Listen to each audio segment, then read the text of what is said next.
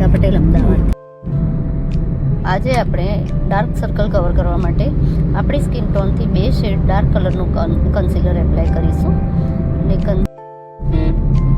2 shade dark કલરનું concealer apply કરીએ છીએ.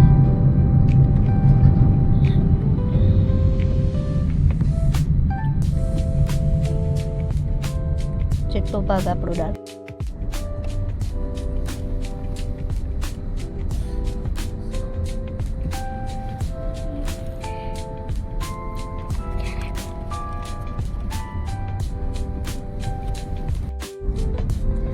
સ્કિન ટોન પ્રમાણેનું કન્સીલર એપ્લાય કરીશું અને આપણો જે ડાર્ક સર્કલ છે એને કવર કરીશું.